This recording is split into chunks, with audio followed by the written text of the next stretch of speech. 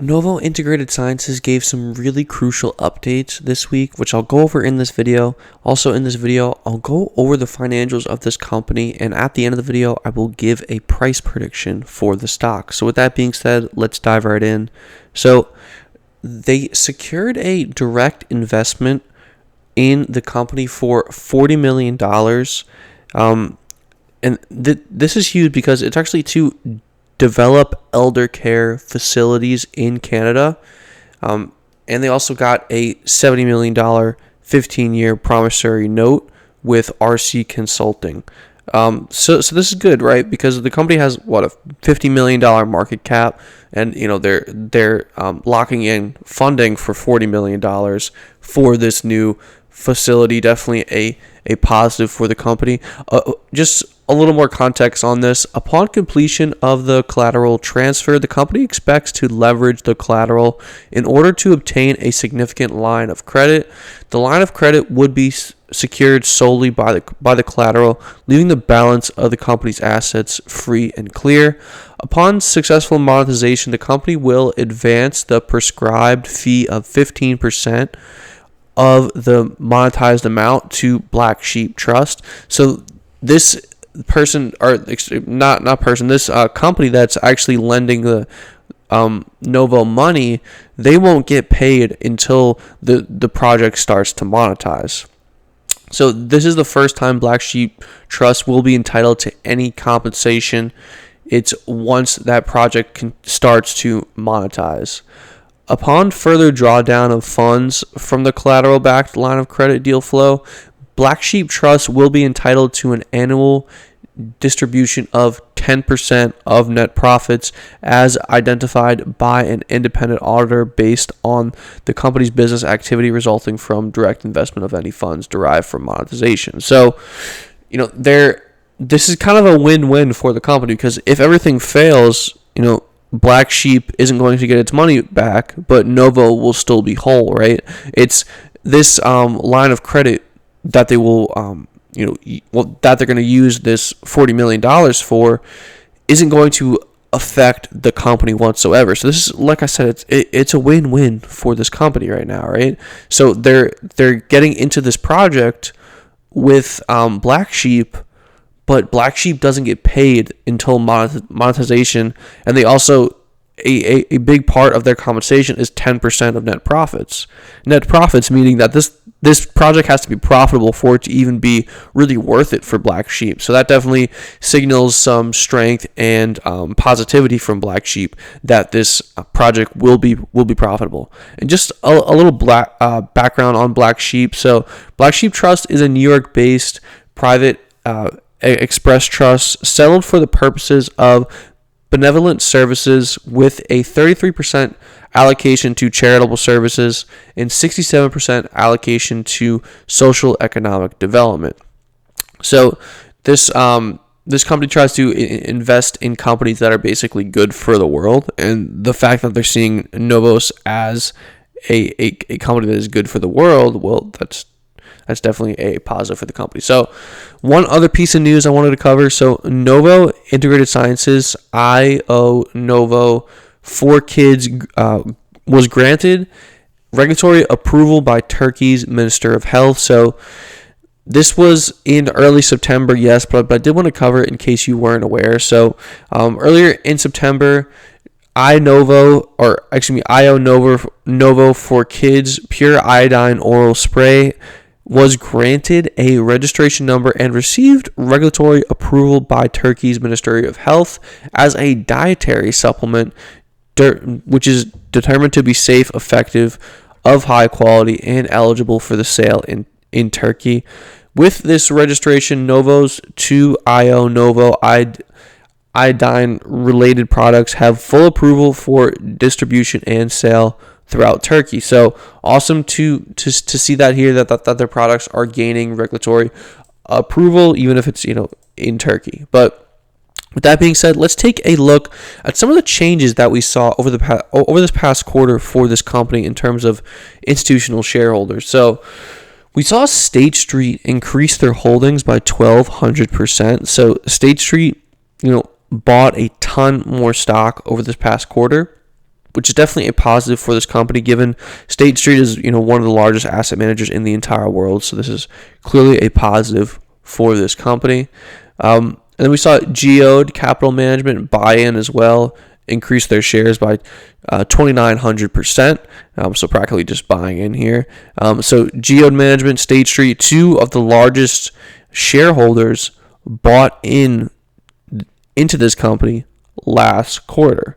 So awesome to see there. And then, kind of signifying their, footprint in Canada, Royal Bank of Canada is one of the largest shareholders right now. So they're actually about the 11th largest shareholder. They own 88,000 shares. But really, what's kind of, having the biggest impact on the stock is Vanguard too. So Vanguard owns almost 500,000 shares right now, and then we can see State Street owns 290, Geode owns 816. But it's great to see that Vanguard, which is the largest asset manager in the entire world, bought into this company last quarter. We also saw State Street buy in, pretty much buy in last quarter. So good to see that there, and they all have pretty good average costs. So Vanguard bought in for an average cost of 14 cents, and we saw State Street buy in for an average cost of 27 cents. So they're all at pretty good spots. The only real top shareholder that's kind of sitting on a massive loss is Royal Bank of Canada, bought in for $3. So with that being said, let's keep it moving. It's good to see that the largest asset managers in the world are buying this stock. Obviously, they're passive managers, most of them, but at the end of the day, it's still good to see that they have this stock as institutional support from the U.S., right?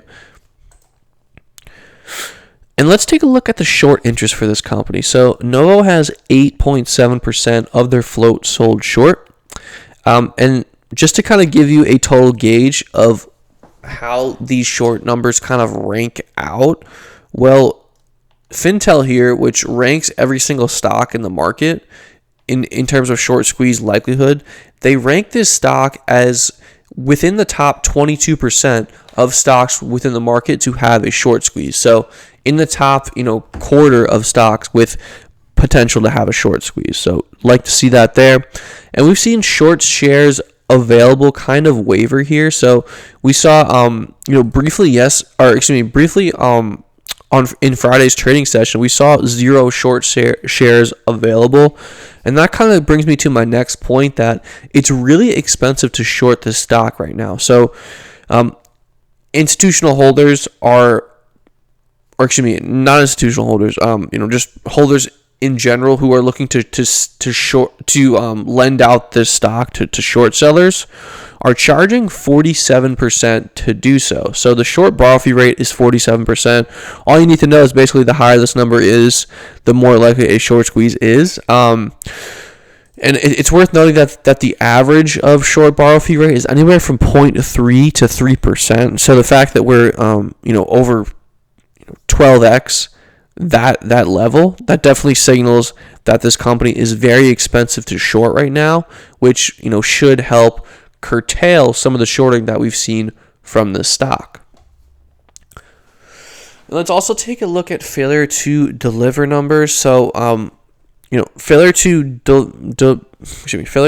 deliver numbers have risen over the past month. So we saw failure to deliver numbers move from 35,000 to 185,000 over this past month. For those who don't know, this basically is the amount of shares that short sellers are failing to deliver to investors. So how shorting works is, let's say I'm a holder of this company and I want to lend out my shares to short sellers. So I'll lend out my shares to a short seller.